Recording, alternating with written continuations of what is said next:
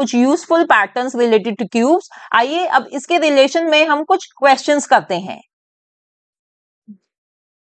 Question is what will be the unit digit of the cube of the following numbers. तो friends हमें यहाँ पर कुछ numbers given है, हमें बताना है कि उनके क्यूब का यूनिट डिजिट क्या होगा। जैसे कि पहला नंबर है 72। देखिए मैंने अभी आपको पीछे बताया भी था कि कोई भी नंबर जब 2 से एंड हो रहा होगा तो जो उसका क्यूब होगा वो एंड होगा 8 से। और आप ये करके भी देख सकते हैं, बहुत आसान है। 2 into 2 is 4, 4 2s are 8, right. अब नेक्स्ट नंबर इज 97। देखिए फ्रेंड्स यहाँ पर ये 7 से एंड हो रहा है, तो एक तरीका तो ये है कि आप 7 क्यूब याद रखिए जो होता है 343। तो यानी कि भाई लास्ट डिजिट जो होगा इसके क्यूब का वो 3 होगा। अब फ्रेंड्स ऐसे क्वेश्चंस को सॉल्व करने के लिए आपको 7 क्यूब याद होना चाहिए, बट एट टाइम्स हम एग्जाम के टाइम पर ये क्यूब वगैरह भूल जाते हैं। तो आप क्या करोगे, या तो आप मल्टीप्लाई करके देखोगे कि भाई 7 क्यूब में निकाल के देखूं, बट उसमें आपका टाइम वेस्ट होगा, ज्यादा टाइम लगेगा आपको इस क्वेश्चन में। तो फ्रेंड्स दूसरा तरीका आप ये कर सकते हैं कि आप करें 7 into 7 which is equals to 49। और 49 का जो 9 है आप उसे मल्टीप्लाई करेंगे एक और 7 से, विच इज इक्वल्स टू 63। तो अब 63 का फ्रेंड्स जो यूनिट डिजिट 3 है वो होगा इसके क्यूब का यूनिट डिजिट। तो इस तरह से भी आप जल्दी से ये क्वेश्चंस को सॉल्व कर सकते हैं। आइए ऐसे ही अब आप मुझे बताइए कि 59 के क्यूब का यूनिट डिजिट क्या होगा। अब वही बात है फ्रेंड्स, अगर मैं कहूं कि 9 क्यूब या तो याद कर लीजिए जो होता है 729, तो यानी 9 होगा इसके क्यूब का यूनिट डिजिट। अदरवाइज जो मैं मेथड प्रेफर करती हूं वो ये है कि मैं करूंगी जल्दी से 9 into 9 81। 81 का 1 जो है 1 into 9 which is equals to 9। तो 9 ही होगा इस नंबर के क्यूब का unit digit. Now let's see the next question. Is 500 a perfect cube. तो यहां पर फ्रेंड्स हमें बताना है कि 500 जो है क्या वो एक परफेक्ट क्यूब है। तो देखिए अभी मैंने आपको बताया था कि हम क्या करते हैं, ऐसे क्वेश्चंस में हम इस नंबर की प्राइम फैक्टराइजेशन फाइंड कर लेंगे और फिर हम ये देखेंगे कि क्या हर एक फैक्टर 3 बारी अपीयर हो रहा है या नहीं। अगर वो 3 बारी अपीयर हो रहा है हर एक फैक्टर, तो यानी कि ये जो गिवन नंबर है वो परफेक्ट क्यूब है, अदरवाइज नहीं है। तो देखिए यहाँ पर फ्रेंड्स मैंने 500 की प्राइम फैक्टराइजेशन निकाल ली है। फ्रेंड्स मैं आपको यहाँ पर शो नहीं कर रही क्योंकि मुझे पता है कि अब आप लोगों को प्राइम फैक्टराइजेशन निकालनी आती है, तो मैंने प्राइम फैक्टराइजेशन ऐसे ही लिख दी है इधर। तो यहाँ पर देखिए जो 2 है, 2 3 बारी अपीयर नहीं कर रहा, 5 कर रहा है अपीयर बट 2 नहीं कर रहा 3 बारी अपीयर।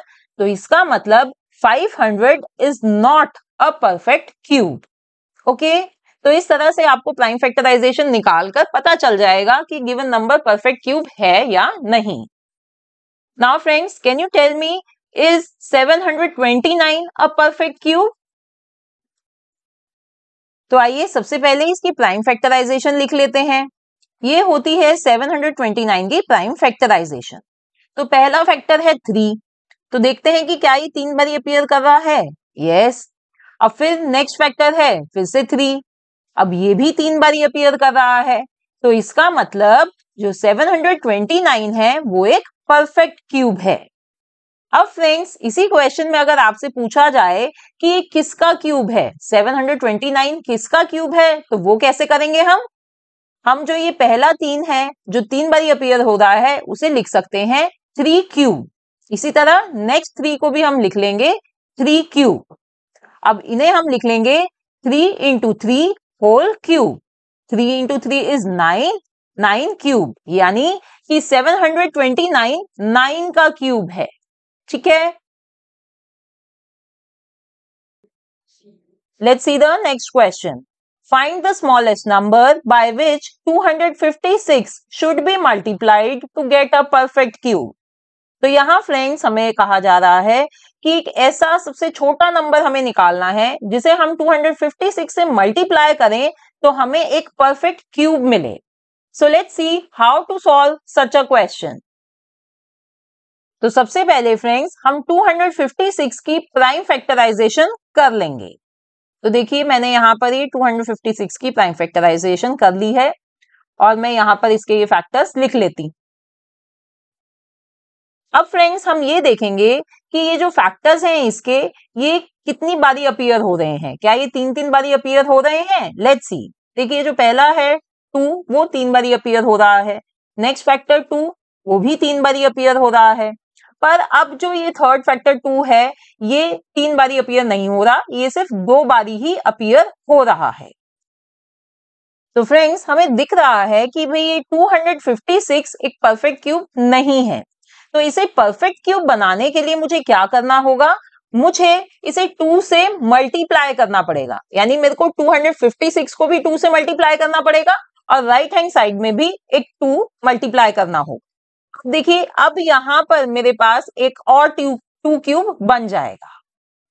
तो फ्रेंड्स इसका क्या मतलब हुआ कि भाई 2 एक ऐसा स्मॉलेस्ट नंबर है जिसको अगर मैं 256 से मल्टीप्लाई करूं तो मेरे पास एक परफेक्ट क्यूब आ जाएगा। और अगर आपको बताना हो कि भाई वो किसका परफेक्ट क्यूब होगा, तो उसके लिए हम फिर वही करेंगे 2 into 2 into 2 whole cube, so which is equals to 8 cube. यानी कि ये किसका क्यूब होगा? ये 8 का क्यूब होगा, राइट। तो इन ऐसे क्वेश्चंस को फ्रेंड्स आपने पहले प्राइम फैक्टराइजेशन करनी है और उन्हें ऐसे फर्दर सॉल्व करना है। Let's see the next question. Find the smallest number by which 1188 should be divided to get a perfect cube. अब फ्रेंड्स यहां पर हमें बताना है, हमें एक ऐसा सबसे छोटा नंबर फाइंड करना है कि जिससे हम 1188 को डिवाइड करें तो हमें एक परफेक्ट क्यूब मिल जाए। तो इसे भी फ्रेंड्स हम वैसे ही शुरुआत करते हैं कि सबसे पहले हम 1188 की प्राइम फैक्टराइजेशन कर लेते हैं। तो ये देखिए मैंने यहाँ पर 118 की प्राइम फैक्टराइजेशन कर ली। तो अब इन प्राइम फैक्टर्स को मैं यहाँ लिख लेती हूँ। अब मैं ये देखूंगी कि ये प्राइम फैक्टर्स कौन कौन से प्राइम फैक्टर्स 3 बारी अपीयर हो रहे हैं और कौन से नहीं अपीयर हो रहे। तो पहला है 2 देखिए सिर्फ 2 ही बार अपीयर हो रहा है, तो इसे हम काउंट नहीं करेंगे। अब 3 है नेक्स्ट फैक्टर, और 3 टाइम्स अपीयर हो रहा है, तो इसे हम काउंट कर लेंगे और ऐसे हम 3 क्यूब लिख लेंगे। और बाकी है फिर नेक्स्ट 11 जो सिर्फ एक बारी ही अपीयर हो रहा है, तो बाकी के फैक्टर्स को हमने ऐसे लिख लिया। अब फ्रेंड्स अब हम क्या करेंगे, हम ये जो बाकी के जो फैक्टर्स हैं जो 3 बारी नहीं अपीयर हो रहे, इन्हें हम मल्टीप्लाई कर लेंगे। 2 इंटू 2 इज 4, 4 इंटू 11 इज 44। तो यहां पर हमें मिल रहा है राइट हैंड साइड पे 3 क्यूब इंटू 44।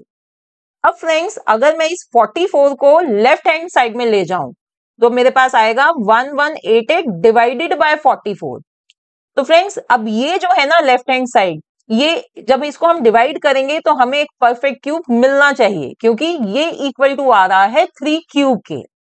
तो यही 44 ही एक ऐसा स्मॉलेस्ट नंबर है जिससे हम अगर 1188 को डिवाइड करें तो हमें एक परफेक्ट क्यूब मिल जाएगा। अगर फ्रेंड्स आप इसको वेरीफाई भी करना चाहते हैं तो जब आप 1188 को 44 से डिवाइड करेंगे तो आपको मिलेगा 27, जो क्यूब है 3 का। तो इसलिए जो हमारा ये आंसर है वो बिल्कुल सही है। अब फ्रेंड्स हम पहुंच गए हैं अपने नेक्स्ट इंपॉर्टेंट टॉपिक पर, जो है cube root. So what is cube root? Cube root is the inverse operation of cube. तो फ्रेंड्स अभी हमने क्यूब अच्छे से सीख लिया है। तो क्यूब रूट जो होता है ना, वो क्यूब का इनवर्स ऑपरेशन होता है, उसका उल्टा होता है। इसका क्या मतलब है? लेट्स सी। देखिए जैसे कि हम बोलते हैं 3 क्यूब इज 27, तो इसका इनवर्स यानी इसका उल्टा हम क्या बोलेंगे? Cube root of 27 is 3। तो देखिए इसको आपने कैसे बोलना है। सबसे पहले हमने ऑपरेशन बोलना है। ऑपरेशन क्या है? Cube root. फिर हमने नंबर बोलना है, किसका? 27 का। तो हम बोलेंगे क्यूब रूट ऑफ 27, और फिर जो है वो किसका है? 3 का। तो 3 बोला। तो फ्रेंड्स यहां पर ध्यान रखिए कि ये सिंबल होता है, ये साइन होता है क्यूब रूट का। यहां पर हमें 3 लिखना होता है। ऐसा ही साइन आपने स्क्वायर रूट में यूज करा था, बट वहां हम 2 नहीं लिखते, बट यहाँ क्यूब रूट में हमें 3 लिखना होता है। तो इस चीज का ध्यान रखना है। इसी तरह एक और एग्जाम्पल, 4 क्यूब इज 64। तो इसका इनवर्स क्या होगा? Cube root of 64 is 4। Okay, तो ये क्यूब रूट होता है friends, it's the inverse operation of cube. Now next is finding cube root. तो फ्रेंड्स हम क्यूब रूट को कैसे फाइंड करें? We can easily find the cube root by using prime factorisation. तो फ्रेंड्स जैसे कि अभी हमने पीछे भी करा था, हमने प्राइम फैक्टराइजेशन निकाली थी, तो अब अभी भी हम वही प्राइम फैक्टराइजेशन निकालेंगे और उसकी मदद से हम क्यूब रूट आसानी से फाइंड कर लेंगे। Let's see how. जैसे कि हमें 3375 का क्यूब रूट फाइंड करना है, तो इसके लिए हम क्या करेंगे, सबसे पहले हम इसकी प्राइम फैक्टराइजेशन लिख लेंगे। अब फ्रेंड्स हम इसके प्राइम फैक्टर्स को 3 के ग्रुप में बांट लेंगे। तो जैसे कि जो पहला प्राइम फैक्टर है 3, वो देखिए 3 बारी अपीयर हो रहा है, तो उसे हम लिख लेंगे 3 cube.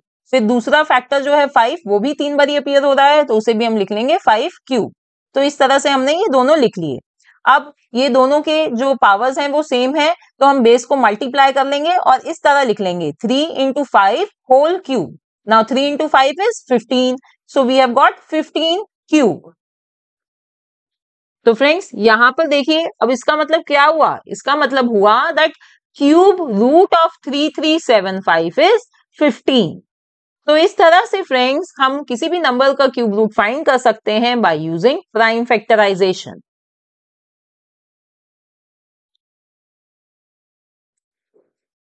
Now next is find the cube root of 74088। तो आइए सबसे पहले हम 74088 की प्राइम फैक्टराइजेशन कर लेते हैं। देखिए फ्रेंड्स काफी बड़ा नंबर है ये, तो हमें काफी ध्यान से इसकी प्राइम फैक्टराइजेशन करनी पड़ेगी, क्योंकि अगर हमने कहीं भी यहाँ पर प्राइम फैक्टराइजेशन में गलती कर दी तो हमारा सारा क्वेश्चन गलत हो जाएगा और हमारा क्यूब रूट का आंसर भी गलत आएगा। So you have to be very careful while doing prime factorisation. और आपको एग्जाम में बड़े नंबर ही दिए जाएंगे, छोटे नंबर्स का क्यूब रूट तो आसानी से निकल जाता है, बड़े नंबर्स ही दिए जाएंगे जिनमें गलती होने के चांसेस होते हैं। तो काफी ध्यान से प्राइम फैक्टराइजेशन करिए। आइए यहाँ पर मैं इसकी प्राइम फैक्टराइजेशन लिख लेती हूँ। अब मैं ये देखूंगी कि भाई इसके जो प्राइम फैक्टर्स हैं उनको मैं तीन के ग्रुप्स में बांट लेती हूँ। तो जैसे कि पहला है 2, तो वो 3 का उसका बन गया है एक, तो उसको मैंने लिख लिया 2 क्यूब। नेक्स्ट है 3, वो भी 3 बारी अपीयर हो रहा है, तो उसको भी मैंने लिख लिया 3 क्यूब। और 7 है, वो भी 3 बारी अपीयर हो रहा है, उसको मैंने लिख लिया 7 क्यूब। अब इन तीनों को क्या करेंगे, इनको हम लिख सकते हैं 2 into 3 into 7 whole cube. Now let's multiply them. 2 into 3 is 6, 6 into 7 is 42। तो फ्रेंड्स यहां पर हमने देख लिया दैट 42 क्यूब इज 74088, और we can say that cube root of 74088 is 42। Okay friends, तो इस तरह से आपको एग्जाम्स में क्वेश्चन आएंगे और आपको उनका क्यूब रूट फाइंड करना होगा।